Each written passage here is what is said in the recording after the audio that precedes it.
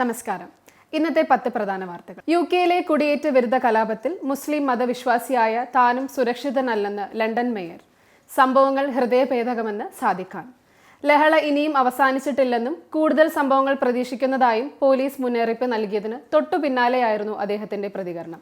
എന്നാൽ കഴിഞ്ഞ ദിവസം പലയിടങ്ങളിലും പോലീസ് സുരക്ഷ വർദ്ധിപ്പിച്ചതും വംശീയ വിദ്വേഷത്തിനെതിരെ കടുത്ത പ്രതിഷേധങ്ങളുമായി ജനം തെരുവിലിറങ്ങിയതും വലതുപക്ഷ തീവ്രവാദികളുടെ കണക്കുകൂട്ടലുകൾ തെറ്റിച്ചു.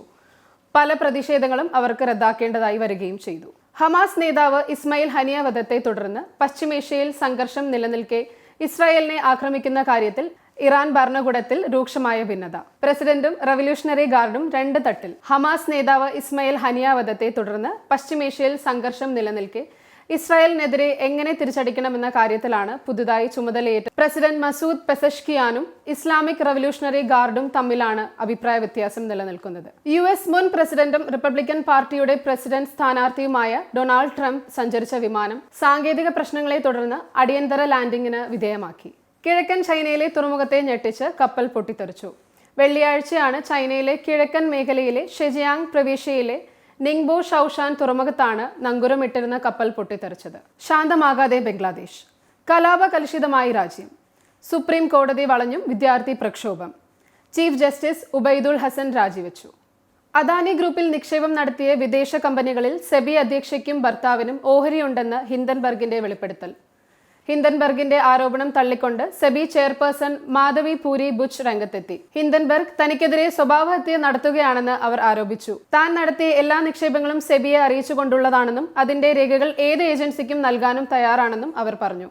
ബംഗാളിൽ സർക്കാർ ആശുപത്രിയിലെ വനിതാ ഡോക്ടർ ബലാത്സംഗത്തിനിരയായി കൊല്ലപ്പെട്ട സംഭവത്തിലെ പ്രതികളെ വേണ്ടിവന്നാൽ തൂക്കിലേറ്റുമെന്ന് മുഖ്യമന്ത്രി മമതാ ബാനർജി.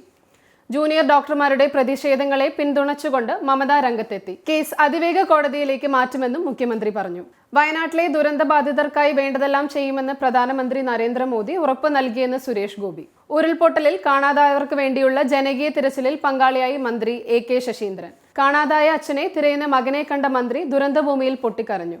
നാടിനെ നടുക്കിയ മുണ്ടക്കൈ ദുരന്തത്തിന് കാരണം കനത്ത മഴ തന്നെയെന്ന് ജിയോളജിക്കൽ സർവേ ഓഫ് ഇന്ത്യ. വയനാട്ടിലെ ഉരുൾപൊട്ടൽ ദുരന്തത്തിൽ കാണാതായവർക്ക് വേണ്ടിയുള്ള ജനകീയ തിരച്ചിൽ തുടരുന്നു. മുണ്ടക്കൈ, ചൂരൽമല ഉൾപ്പെടെയുള്ള 6 സോണുകൾ കേന്ദ്രീകരിച്ചായിരിക്കും തിരച്ചിൽ. അതേസമയം ഉരുൾപൊട്ടലിൽ കാണാതായിട്ടുള്ളവരുടെ പട്ടിക തയ്യാറാക്കിയിരിക്കുകയാണ് അധികൃതർ. ഒരു പ്രദേശമാകെ ഉരുളെടുത്ത ദുരന്തത്തിൽ കാണാതായവർ ആരൊക്കെയെന്ന് മനസ്സിലാക്കുക രക്ഷാദൌത്യത്തിലെ വെല്ലുവിളികളിൽ ഒന്നായിരുന്നു. ഊഹാപോഹങ്ങളും ആശങ്കകളും കടന്ന് കൃത്യമായ പട്ടിക ഉണ്ടാക്കുകയെന്ന വലിയ ലക്ഷ്യമാണ് ഇതോടെ അധികൃതർ പൂർത്തിയാക്കിയിരിക്കുന്നത്. ലോക കായിക മഹോത്സവത്തിന് ഇന്ന് കൊടിയിറങ്ങും. 1 വെള്ളിയും 5 വെങ്കലവും അടക്കം 6 മെഡലുകളാണ് പാരീസ് ഒളിമ്പിക്സിൽ ഇന്ത്യക്ക് നേടാനായത്.